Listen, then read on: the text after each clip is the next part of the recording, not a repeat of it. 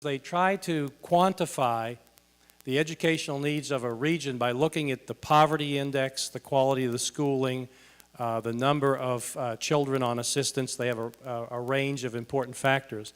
Now, what's important here is the taller the number, the worse the condition. So at first blush, you know, when you look at it, you might think, oh gosh, maybe I should live in Magoffin County. Well, Magoffin County has greater challenges than Boyd, is what this means. They have a higher educational needs index. This is the service region here that we serve at Morehead State University. This is us. You know that because you have been teaching students from the region, and you know many of them come to us underprepared. Many of them came from schools that didn't have everything that we might like them to have. We're not making excuses for it. We're recognizing it. It's part of our understanding as we put the business plan together.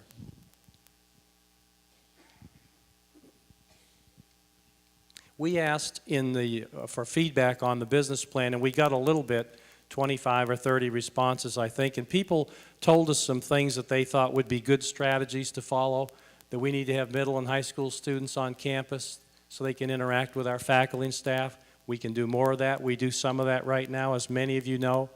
The Summer Success Academy, which we did last summer for the first time, 44 students that applied to this program from the region, recommended by counselors and high school teachers that had 2 or more developmental needs, came to the campus, 5-week intensive program, 42 completed the program, enrolled in the fall. That seemed like a good strategy. Strategic investments in technology, we're doing a lot of that, spending a lot of money. It's been mentioned that we ought to have a mentoring program here, a really good mentoring program where every student that has any challenge at all has a faculty or staff member that they can relate to on a personal level to help them through the processes we hear. Of course, we're getting ready to launch a major initiative through regional engagement, and scholarship adjustments were mentioned as something that we ought to pay attention to. And then there were other things that had strong potential that were thought were strong ideas, but unsure potential. And I'm not going to read all those to you, but you can see from comprehensive enrollment management down through using analytical data tools, probably important ideas, not sure what the impact would be. And a couple of these we're going to talk about today, of course, is general education curriculum review and academic program audits. So several people recognize that these ideas certainly were there. The business plan as currently configured is a starting point, not an ending point. We listed strategies in there that were things we knew were underway and it appeared to be useful. And then we also listed some things that folks had been talking about that were going to be done. But here's the key right here today that I hope you will believe in, because it's essential to our success, is the best strategies are yet to be developed, and they have to come from you in the campus.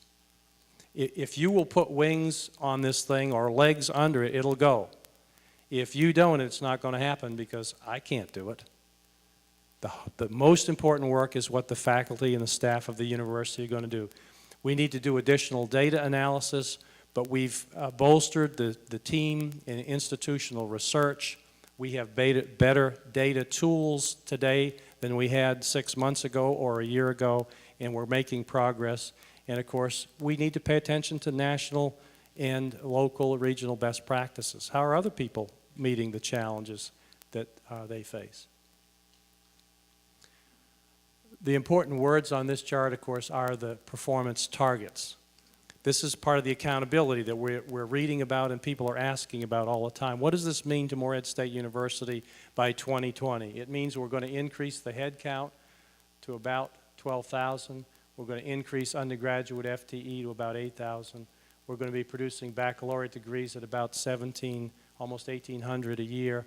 Our 6-year graduation rate, and again, that's a national figure. That's a cohort of first-time, full-time freshmen that start in a year, and you track them for 6 years, and you say how many of that cohort graduated. It's a national uniform standard. Ours, this current fall that we're in right now, is 43%. We're saying by next fall we're going to move it to 44, and by 2020 it's going to go out to 60%. That is a significant challenge for us. because we serve a large number of developmental students. But we've done some things. We've worked together. In the fall of next year, our academic index has been moved up. The Faculty Senate has approved that. We're going to an admission index of 450 with an ACT minimum of 18, and then there's a conditional floor of 400. And then, of course, there is a process for students to navigate. If they don't meet those criteria, they can come in on a provisional status. But these are the numbers, and they are really significant numbers.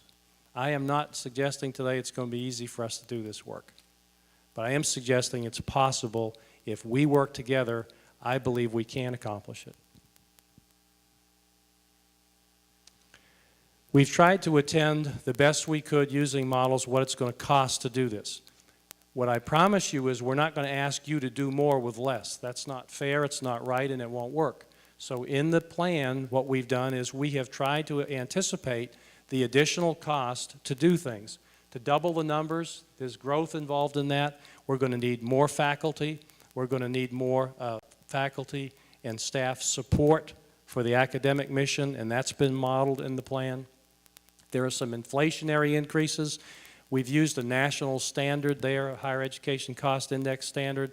It's about 3.3% a year. And that's just to cover things like we have to do at home. You know, our insurance is going up, the gas bills are going up, and so on. We have anticipated growth in regional engagement. We're just beginning that process, but it's a very important idea. We believe that we're going to have to add resources there to do it well. We have continued to examine our own financial aid. This institution puts 10% of its education and general budget into student financial aid. Those are dollars we could spend on anything, but we've chosen over time, this started before I came here, to put that money into financial aid. It represents almost $11 million this current year that we're in. We will need to do some facility renewal. The Commonwealth last year commissioned a statewide study of all of our buildings. The state now understands what it's going to cost to improve the buildings or renovate them, or anticipated needs to build new. We always have debt service that we're working with, and of course we are very interested in trying to move our faculty, staff salaries onward and upward so that they are appropriate and at the right level for this type of university compared to our competition nationally. The plan was built on some assumptions, and we've shared these assumptions with members of our legislative delegation, with our Board of Regents, and with the Council on Post-Secondary Education, and I have not had anybody say to me, Wayne, you're out to lunch. So until somebody tells me it's not possible, we're going to move along.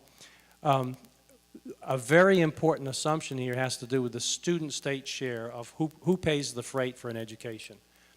12 years ago, the Commonwealth was putting in about 65% of the cost of the education, and the student 35%, and today it's a 50-50 proposition. And you know the history over the last decade. It's been, you know, one of these kinds of ups and downs type of thing. What I've said to policymakers is you need to stabilize this so there is money we can count on. We've got to be able to plan. So we built the plan on the assumption 50-50 is fair. We've also built the plan on an assumption that we want to maintain the kind of university we are. We don't want to grow this university by increasing class sizes to 60, 70, 80, 100. In fact, the ratio that we've called out in the plan is 17 students to 1 faculty member on average across the university. We believe that has made us successful, and we think continuing that is very important. Now, we have some classes larger than that here at Morehead, but we don't have a lot of them. And we want to try to maintain that ratio. I mentioned the inflation index at 3.3%. I've also mentioned the financial aid expenditures as a percentage of E&G. The productivity index target I mentioned on the previous chart. And then in addition, though, to expectations from revenues other than total public funds, the public fund concept is take the state appropriation and the tuition and fee revenue, and you put them together, and we're calling that total public funds. Because in fact, they really are money, that's money coming from the public. In addition to the public funds, though, we will reallocate internally dollars that we have. We're going to move those dollars as we need to places where they need to go. We're doing that already, but as a result of doing some of the work that we're going to start this year, we may do some more internal reallocation. There may be some other money within the education and general fund component of the budget that can be directed to activities that we need. We do produce revenue through auxiliary services. Some of that can be moved. And of course, one major opportunity for us is we will embark on the first capital campaign of the university in the near future. We've been doing a lot of planning for that. We've been working with a consultant. We've received positive affirmation that it's the right time. We seem to have the right components together. We will have a capital campaign, and a major piece of that will be money from private sources to support the academic enterprise of the university. There's always interest in scholarship endowments, endowed chairs, and things of that nature, and that can be the margin of excellence for us here at Morehead State. All right, so as you start to distill this, percentages become important. We're looking at increasing tuition and fee revenue 7.5% through the biennium on average. Now that doesn't mean we're going to have a tuition increase of 7.5% a year, because there's enrollment growth built into that. So there'll be more revenue coming from growth, but it gives you an idea of the range of tuition we're talking about. We're not talking about double-digit tuition. We're talking about tuition rates that'll be down there around 6, 6.5, 7%. We're sensitive to the affordability that students from this region can afford to pay to come to this university. And we're saying to the state, this 50-50 proposition that we said is going to require the Commonwealth to put in about 7.25% per year increase in the general fund appropriation.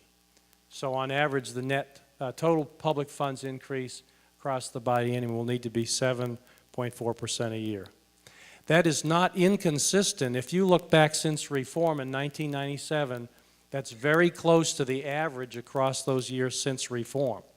So the argument that I've made to policymakers is we're not asking for a windfall. We're asking for consistent funding at a level that this institution can program for to do the work that we need to do. And as I said, nobody's shouted, "You're nuts," yet. This chart shows the relationship between the state appropriation and student tuition.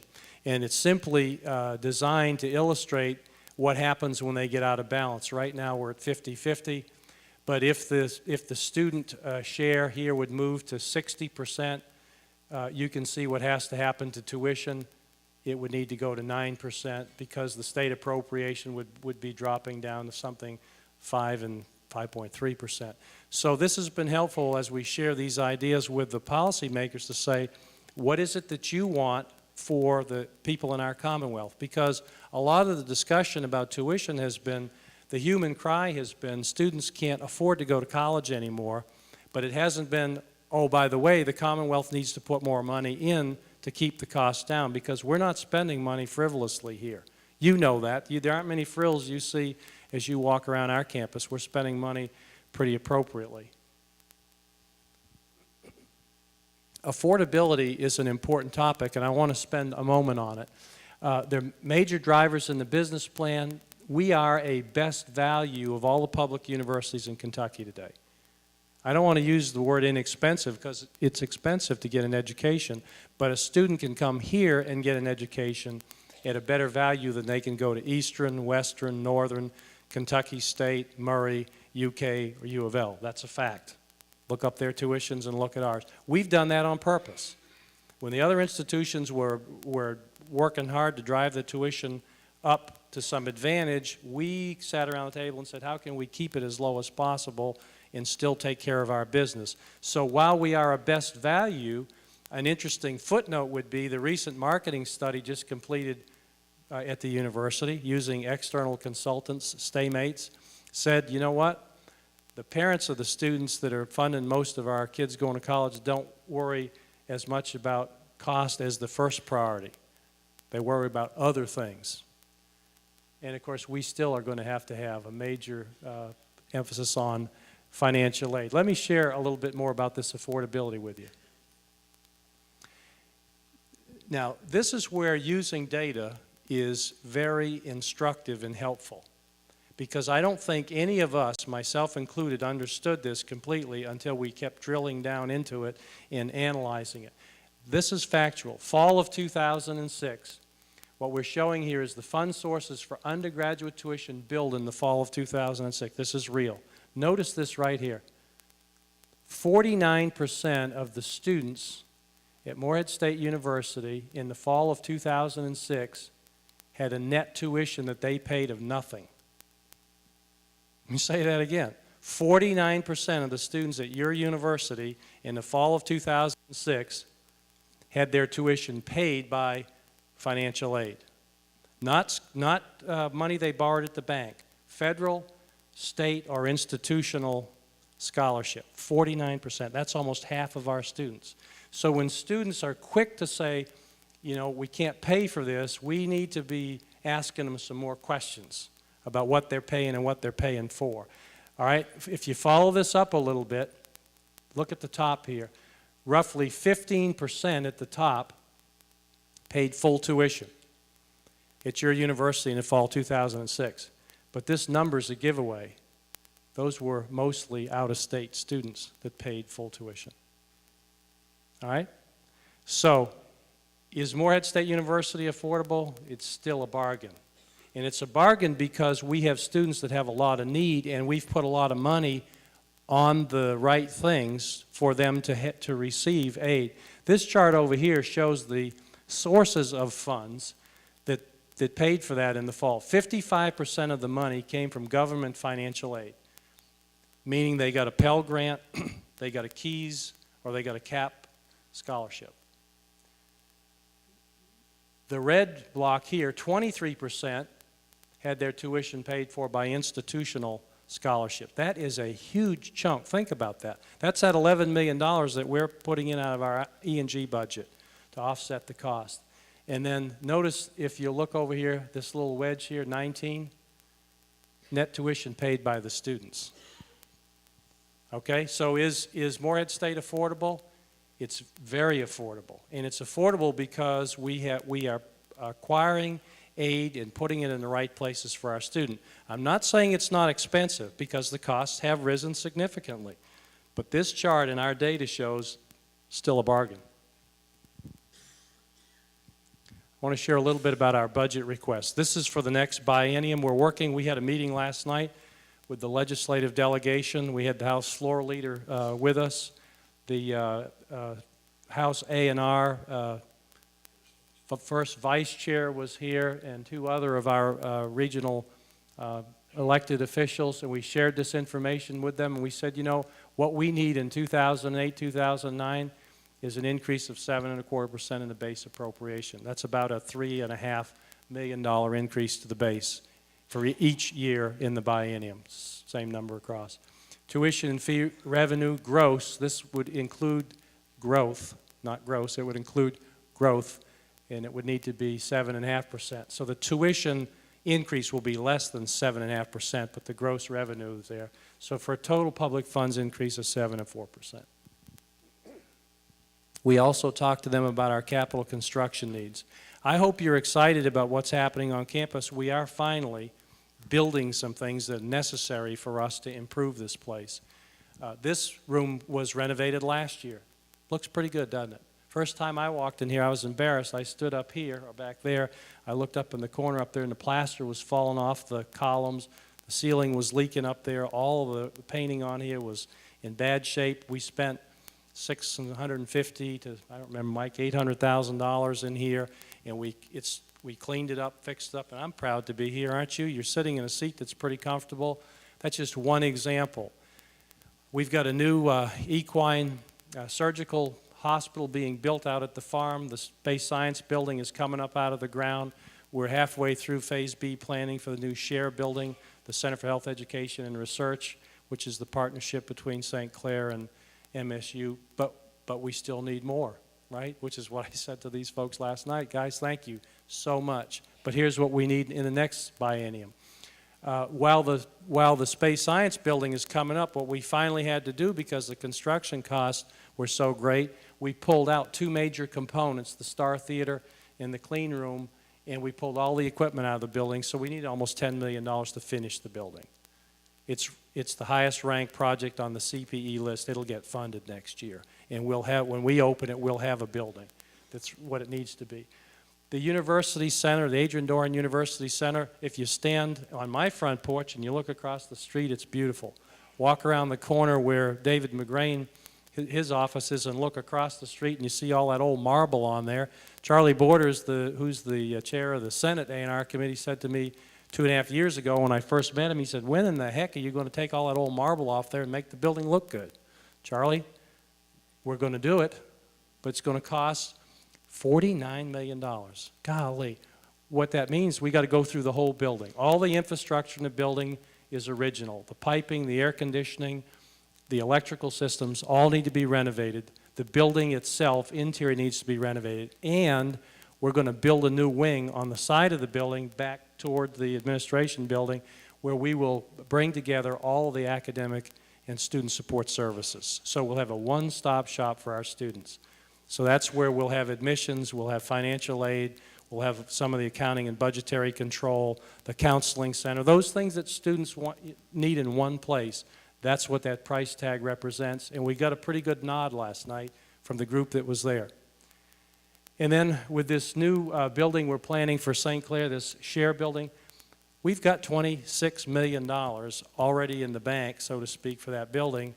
And yet you can see on here we're asking for another $3.7 million because to get it within the price range for the money we have, we don't have enough money. So we pulled out all the equipment, stripped the thing down like we did for space science, and we're going to have to go back for a little bit more. I tell you all this because I want you to know it's a fairly complex process, and we're working hard to try to get it right for our students and for you. Combs building is the highest academic building there. We've asked for money to do some planning for a new library. I've got to tell you something about Elsie Pritchard, the dean of the library. She wants a new library. I mean, every time I see Elsie, she asks about a new library. And she sends me material. She's on the right track. So what we said is, well, let's see if we can get some money to plan for a new library, if that's what we need, or a renovation. But we need to figure out what we need. And that's what that's all about.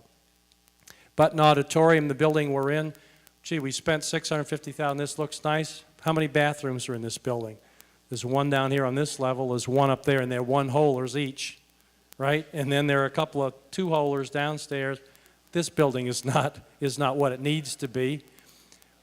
We're going to tear down the old pool next door, and what we plan to do is have an appropriately configured building addition on the side of this where we can build some of the back-end functions into that, appropriate handicap access to this building, appropriate restrooms, and all that. That money there would get us down the road a ways. That's not the total cost. That's planning and some other things.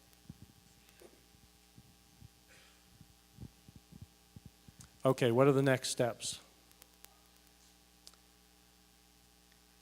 This meeting today is important because my basic assumption always is when we ask you to do something, you'll do it. And what we've asked you to do is to read the information and come prepared to talk about it. I promise you, we don't think we have all the answers. In fact, I know we don't have all the answers, but we've got to engage the campus in finding the answers to help us get to the goals that have been articulated. So we've got to gather information. This is one of many meetings. On November the 8th, the Board of Regents has a work session, and we'll invite a fairly large group of faculty and staff to participate with the board to talk about the strategies that are outlined here and get their input. And then I envision the rest of this semester and into next semester, there'll be fora on the campus where we'll invite people in to help us figure some of this out. And that's what this is about here. I expect that there'll be a revised draft plan that the board's we're going to ask the board to look at the framework of the plan, not all the detailed strategies, the framework. Again, they've seen it once. We want them to approve that framework in December. There'll be more opportunities to discuss. And then, as we've done on all these other plans, we'll post them up and we'll mark progress so that you can see how we're doing. Two key strategies in the business plan are some that are close and near and dear to the heart of the faculty and the staff that are here, the academic program audit and the general education reform. When I talked to faculty in particular, 2.5 years ago when I came here, I heard from many faculty in many different departments that we did a lot of things well and that we had areas where we really needed to improve. And I heard things like, you know, we've got programs, but they're not really 21st century programs. We don't have enough money to do everything we're doing. We're trying to be everything for everybody, and we'll not be successful. So the genesis of the ideas that we're talking about today didn't come from Wayne's world, they came from our world. They're ideas that I heard from you, and we've tried to codify them and distill them and put them into a package where we can say, okay, here's a direction we think we can go. And by the way, it aligns with the strategic plan of the university and with the council and the goals that the Commonwealth have set out for us. If you're nervous about what we're doing, I'm nervous about it too. I've never done this work before. And there are lots of unknowns. But what I pledge to you as your president is the process will be open. It will be as inclusive as you want it to be. It will be participatory. It will be articulated on a timeline that makes sense so we can make progress and do things in a timely manner.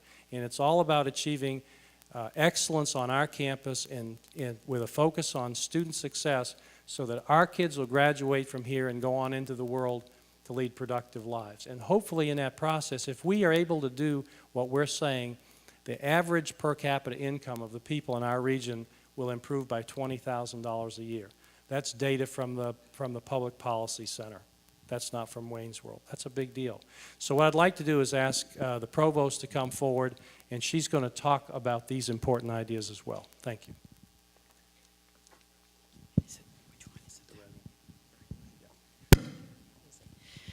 Thank you, President Andrews. I'm hopefully seeing eyes still open and no glazing over because we've got some more important information to share with you. And I want to start with a little anecdote. And it has to do with being on the edge of greatness. A number of years ago, I was talking to a colleague from another university. And this is a university that had gone through a number of changes, and they'd done a number of things trying to move forward. And she said to me, you know, this institution has been on the edge of greatness for 20 years. And I said, what happens? And she said, every time we start to take that step to the other side, either we have an administrative change, or people get kind of squirrely about things, or we decide we can't do it, or it's going to take too much effort, or yada, yada, yada. And I started thinking about that and how it must feel to be on the edge of greatness for that long. And then I started listening to my colleagues at other institutions. And in essence, I began to study academic change. And what my observation is that institutions of higher education have what I call the Band-Aid approach and the layering approach. We layer programs, we create new emphases, we have great ideas, we add it to the shell, and then when something happens like a budget cut, or we have a statewide mandate to do something, what we do is we get out the Band-Aid box and we move a few funds around, and then we slap a Band-Aid on it, and we hope that it doesn't come off until, you know, we're done with that one.